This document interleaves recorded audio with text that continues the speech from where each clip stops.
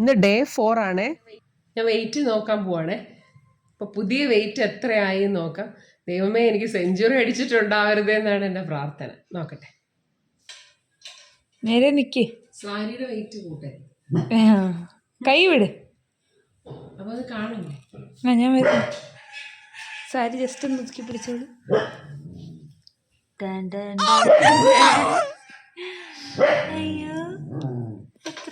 അയ്യോ, ബാക്കി പിന്നെ പറയാട്ടോ. ഇന്നത്തെ ഫുഡ് ഞാൻ കാണിച്ചു തരാം. അതിനു മുമ്പ് ഞങ്ങൾ കൊടയും പിടിച്ച് എവിടെ പോവാന്നല്ലേ.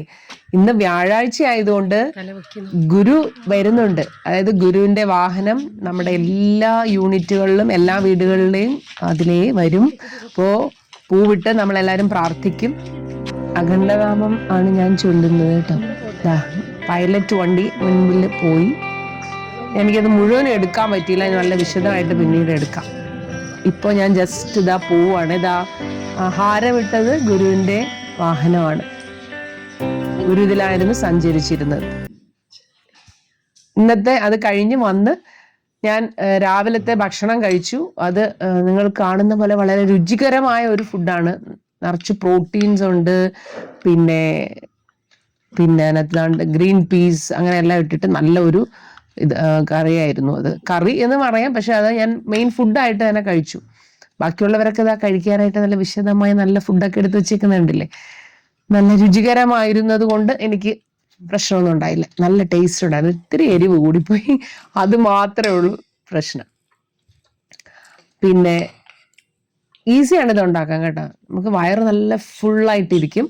ഇപ്പോൾ ഒരു 10 മണിയോടുകൂടി ഞാൻ ബ്രേക്ക്ഫാസ്റ്റ് കഴിച്ചു. അപ്പോൾ ഇതിപ്പോൾ ഡേ 4 ആണ്. ഞാൻ ജേർണലിംഗ് തുടങ്ങിയിട്ടുണ്ട് കേട്ടോ. അതായത് നമ്മൾ വെയിറ്റ് ലോസ് ചെയ്യാനായിട്ട് ആഗ്രഹിക്കുന്നവരെല്ലാവരും ആദ്യം ചെയ്യേണ്ടതാ ഇതുപോലെ ഒരു വെയിറ്റ് ലോസ് ജേർണൽ വെക്കുക. കഴിഞ്ഞ പ്രാവശ്യത്തെ എൻ്റെ വെയിറ്റ് ലോസ് ജേർണൽ ഞാനൊന്നും വെച്ചിരുന്നില്ല. കറക്റ്റ് ഞാൻ എന്ത് കഴിക്കുന്നു അതിൻ്റെ കാലറി ഞാനപ്പോൾ തന്നെ ഫോണിൽ നോക്കി ഒരു ഏകദേശ കണക്ക് കിട്ടും. അതെവിടെ എഴുതി വെക്കും. അപ്പം നമുക്കിങ്ങനെ അറിയാൻ പറ്റും നമ്മൾ എന്തൊക്കെ കഴിക്കുന്നുണ്ട്.